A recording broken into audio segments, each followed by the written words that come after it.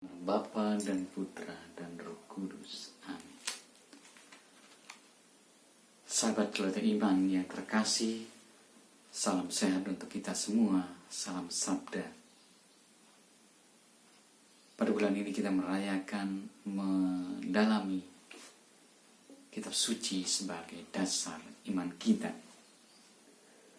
Pada perjumpaan kali ini saya mengajak kita semua untuk belajar dari ajaran gereja yang bersumber dari kitab suci, yaitu tentang Kristus, Juru Selamat kita. Saudara-saudariku yang terkasih dalam Kristus, pertama-tama kita harus sampai pada suatu pemahaman akan hamba Tuhan yang menderita. Dikatakan bahwa Allah menghendaki keselamatan manusia dan tinggal bersama Dia di surga. Tetapi dosa menghalangi manusia untuk bersatu dengan Allah. Dosa manusia membuatnya tidak layak untuk bersatu dengan Allah yang kudus di dalam kehidupan surgawi.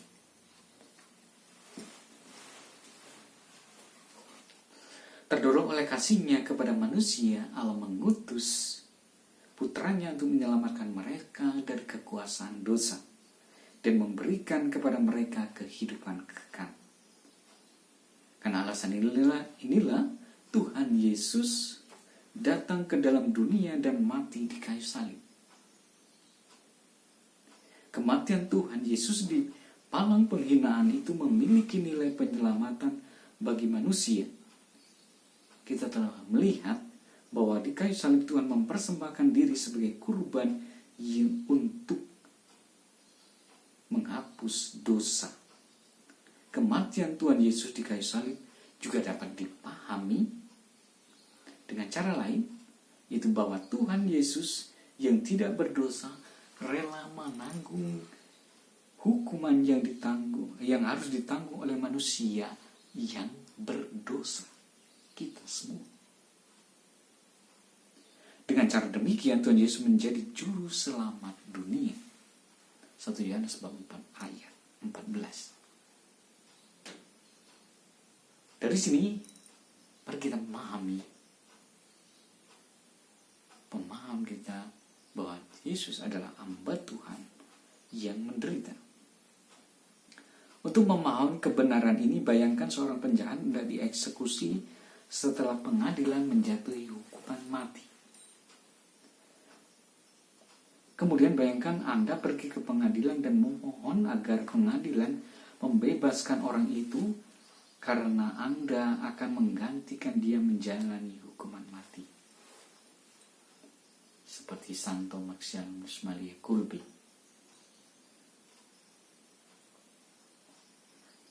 Anda berbuat demikian karena ingat bahwa orang itu mempunyai orang tua, istri, dan anak yang memerlukan dia. Apakah Anda sanggup mengerjakan hal seperti itu? Kalau ada orang yang mau melakukannya, Anda akan mengatakan apa tentang orang itu? Apa? Sekarang bayangkan, Anda dan saya adalah penjahat yang hendak dieksekusi. Lalu ada orang yang mau menggantikan Anda menjalani hukuman mati. Wow! Luar biasa. Apa yang akan Anda katakan tentang orang ini? Nabi Yesaya pernah menyampaikan nubuat tentang seorang hamba Tuhan yang menderita demi keselamatan umat Allah. Ia adalah orang yang penuh kesengsaraan dan orang yang biasa menderita penyakit.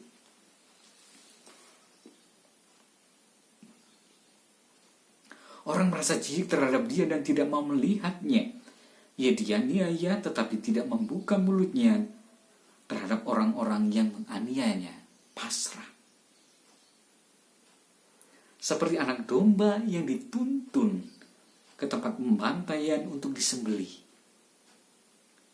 Ia mengalami penderitaan itu sampai mati, dan ia mati sebagai orang yang hina. Hamba Tuhan itu mati di antara para penjahat dan dikuburkan di antara orang-orang fasik.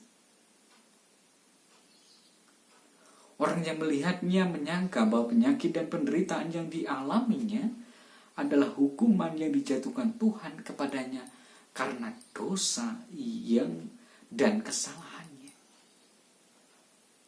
Mereka menyangka bahwa hamba itu adalah seorang yang berdosa yang sedang menanggung hukuman Allah.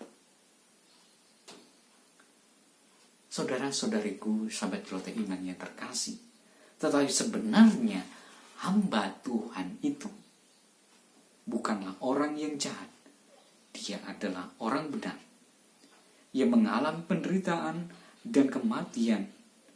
Itu sama sekali bukan karena dosa-dosa yang dilakukannya. Sebenarnya penderitaan yang dialaminya itu adalah hukuman yang seharusnya ditanggung oleh umat Allah yang telah melakukan banyak kejahatan dan yang telah memberontak terhadap Allah. Umat Allah sendirilah yang pantas menanggung penderitaan itu karena mereka telah berdosa kepada Allah. Tetapi hamba Tuhan itu telah menggantikan mereka menanggung hukuman yang seharusnya ditanggung oleh umat yang berdosa.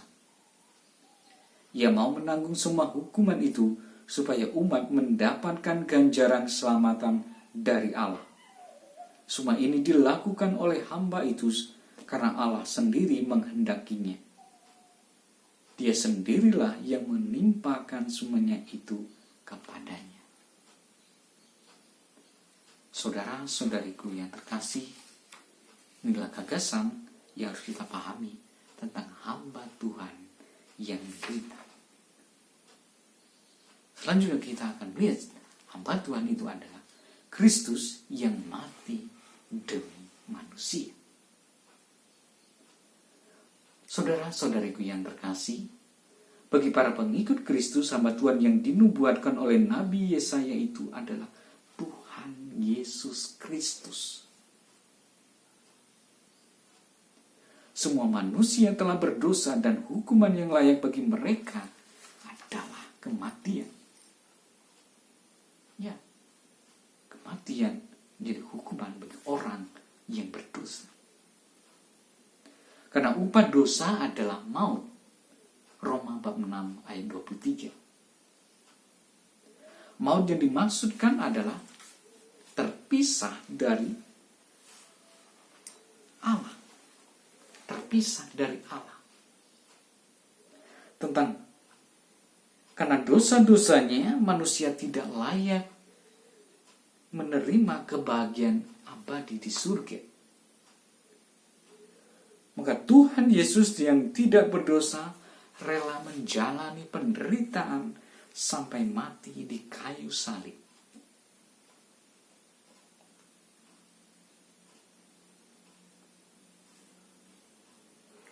Lalu turun ke tempat penantian dan untuk sementara waktu terpisah dari Allah. Ia mengalami kematian seperti semua manusia dan masuk dengan jiwanya ke tempat perhentian orang mati.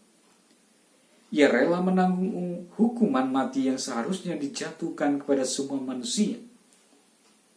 Dengan mati di kayu salib dan turun ke tempat penantian, Tuhan Yesus telah menanggung hukuman yang seharusnya ditanggung oleh semua manusia karena dosa-dosa mereka. Karena hukuman telah dijalani oleh Kristus, manusia dianggap benar, dibenarkan oleh Allah. Suatu rahmat yang luar biasa. Dibebaskan dari hukuman atas dosa dan dianggap layak mendapatkan keselamatan dan mendapat bagian dalam kemuliaan Allah dalam kehidupan kekal. Kehidupan yang abadi. Nah, saudara-saudariku, pemahaman kita yang mengantar kita untuk mengerti dengan baik bahwa Kristus adalah juru selamat kita. Marilah berdoa. Allah Bapa yang Maha Kasih, kami bersyukur kepadamu karena Engkau tidak membiarkan kami dikuasai oleh dosa-dosa kami dan terpisah daripadamu, Sebaliknya Engkau merindukan kami dan menghendaki kami hidup mulia bersama denganmu di dalam surga yang abadi. Terdorong oleh kerahiman-Mu, Engkau telah mengutus putra-Mu untuk menyelamatkan kami dari kekuasaan dosa dan membawa kami ke dalam kehidupan kekal. Yesus Tuhan kami tidak berdosa, tetapi rela menanggung hukuman yang harusnya kami tanggung karena dosa-dosa kami. Dengan demikian kami pun Kau pandang layak untuk menerima keselamatan yang abadi dan tinggal bersama-Mu di rumah-Mu yang abadi. Demi Kristus Tuhan kami. Amin. Dalam nama Bapa dan Putra dan Roh Kudus.